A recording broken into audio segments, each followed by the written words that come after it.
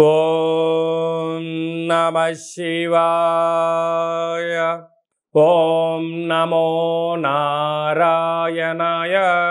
కర్మ నివారణ నరదృష్టి నివారణ తులాభార కాల భైరవాయ నమో నమః. ఓం దిగంబరాయ విద్మహే గజవాహనాయ ధీమహి తన్నో కపాల కాల భైరవ ప్రచోదయాతు. ఓం ఇంద్రాణి శక్తి దేవ్యై నమోస్తుతే. హరి ఓం. మా ఛానల్కి స్వాగతం. చూస్తున్న వీక్షకులకు ప్రేక్షకులకు ప్రియ కాల భైరవ భగవద్బంధువులకి స్వాగతం పలుకుతూ మమ్మల్ని ఎంతగానో ఆదరిస్తూ ఉండబడినటువంటి ప్రియ సోదర సోదరీమణులకు, సనాతన ధర్మ సంరక్షకులకు, జ్యోతిష్య అభిమానులకు గురువుల యొక్క ఆశీస్సులు అందరిపైన ఉండాలని, అందరికీ శ్రీ కపాల కాళ భైరవ స్వామి ఆశీస్సుల చేత అందరూ నిండు నూరేళ్ల ఆయురారోగ్యాల చేత విద్యార్థులకు విద్య, ఉద్యోగస్తులకు వ్యాపారస్తులకు వ్యాపార ఆకర్షణ, ధనాకర్షణ కలిగి ఎవరికి ఎలాంటి కష్టాలు లేకుండా ఐశ్వర్యాన్ని, ఆనందాన్ని, కష్టపడే తత్వాన్ని ప్రసాదించాలని కాళభైరవ స్వామిని కోరుకుందాం. 16/7/2024 నుండి 31/7/2024 వరకు పుట్టినటువంటి వారందరికీ కూడా ముందస్తుగా జన్మదిన శుభాకాంక్షలు. గతంలో వివాహం చేసుకున్న వారికి వివాహ వార్షికోత్సవ శుభాకాంక్షలు. ద్వాదశ రాశుల్లో గ్రహ గమనాల్ని వీక్షింపచేద్దాం. వృషభ రాశిలో కుజుడు మరియు దేవగురు బృహస్పతి సంచార స్థితి, కర్కాటక రాశిలో రవి బుధ సంచార స్థితితో బుధాదిత్య రాజయోగం మరియు శుక్రుడు అక్కడే సంచార స్థితి, కన్యరాశిలో కేతు సంచార స్థితి, కుంభరాశిలో శని భగవానుడు స్వక్షేత్ర వక్ర గమన సంచార స్థితి, మీనరాశిలో రాహు సంచార స్థితిలో ద్వాదశ రాశుల్లో గ్రహ గమనాలు ఈ విధంగా ఉన్నాయి. వీక్షకులకు ప్రేక్షకులకు అందరికీ కూడా తొలి ఏకాదశి పండగ శుభాకాంక్షలు. అలాగనే మనకు ఆషాఢ మాస ప్రారంభము. ఆషాఢం అనగానే హైదరాబాద్ అనగానే ఆషాఢం అని గుర్తొస్తుంది. ఎందుకనగా మనమందరము కూడా ఇంటిని శుద్ధి పెట్టుకొని వేపాకులతో మామిడాకులతో ఇల్లంతా చక్కబెట్టుకొని అమ్మవారికి బోనమెత్తుకొని అమ్మవారి యొక్క ఆశీస్సులు పొందుతాం. ఎందుకనగా మనకు చర్మ వ్యాధులు కానీ, అంటువ్యాధులు కానీ, మచూసి లాంటి వ్యాధులు రాకుండా ఉండడం కోసము గ్రామము అంతా, వీధి అంతా, తెలంగాణ రాష్ట్రం అంతా కూడా వేపాకులతో పసుపు నీళ్లను చల్లడం వలన అంటువ్యాధులు రావు. అలాగనే మన భారతదేశ సాంప్రదాయంలో మన పండగలకు ఒక్కొక్క దానికి ఒక్కొక్క రకమైన ప్రత్యేకత ఉంటుంది.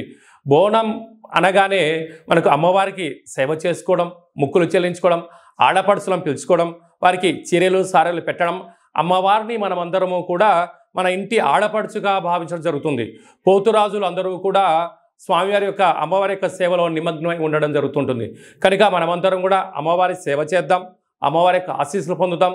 మన సనాతన సాంప్రదాయాల్ని భావితరాలకు అందించే మానవ ప్రయత్నం చేద్దాం. అలాగనే దక్షిణాయన ప్రారంభము కనుక మనకు ఉపవాసాలు, యజ్ఞాలు, యాగాలు, క్రతువులు చేసుకునేటువంటి ఆయనం కనుక మనమందరము కూడా భక్తి తత్వంతో ఉందాం, తల్లిదండ్రులను గౌరవిద్దాం, అమ్మవారి యొక్క ఆశీస్సులు పొందుదాం. వృషభ రాశి వారు ఆషాఢ మాస పూర్ణిమ అష్టమి సందర్భంగా ఎలాంటి విధులను పాటించాలో ఈ వీడియోలో సవివరంగా సంపూర్ణంగా తెలుసుకుందాం. వృషభ రాశిలో ఏ ఏ నక్షత్రాలు వస్తాయనగా కృతికా నక్షత్రంలోని 2, 3, 4 పాదాలు, రోహిణి నక్షత్రంలోని 4 పాదాలు, మృగశిర నక్షత్రంలోని 1, 2 పాదములు కలిపితే వృషభ రాశి. చాలామందికి పుట్టినటువంటి కాల సమయంలో డేటా ఆఫ్ బర్త్లు లేనటువంటి కారణం వలన పేరు యొక్క మొదటి అక్షరాన్ని అనుసరిస్తూ ఆ రాశిని తెలుసుకునే ప్రయత్నం చేద్దాం. ఈ, ఊ, ఏ, ఓ, వా, వి, ఉ, వే, ఓ అక్షరాల వారందరూ కూడా వృషభ రాశి జాతకులే. వృషభ రాశి యొక్క అధిపతి శుక్ర భగవానుడు. రాశిలోనే కుజుడు, రాశిలోనే గురు సంచార స్థితి కారణం వలన, కుజదోష ప్రభావం కారణం వలన చిన్న చిన్న విషయాలకు ఆందోళన తగదు. ప్రయాణం చేసేటప్పుడు ఎన్నో జాగ్రత్తలు అవసరం. మీ యొక్క జన్మ నక్షత్రం రోజున, పూర్ణిమ తిథి ఎందున, అష్టమి తిథి ఎందున గొడవలకు వెళ్ళే ప్రయత్నం చేయొద్దు. ఎవరన్నా ఏదన్నా అన్నా మౌనం వహించండి. 99% యొక్క ప్రమాదాలను, వివాదాలను, గొడవలను దూరం చేసుకునే ప్రయత్నం అవుతుంది.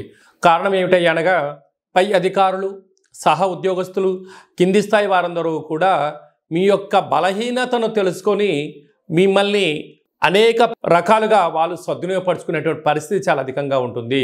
కనుక ఇలాంటి కాల సమయంలో మౌనం, ధ్యానం, ఆధ్యాత్మికత, ప్రశాంతమైన వాతావరణాన్ని ఏర్పాటు చేసుకోవడం వలన మీకు ఉజ్వల బంగారు భవిష్యత్తు రోజులకు స్వాగతం పలకడానికి ఈ సమయం నాంది అని చెప్పి గమనించగలగాలి.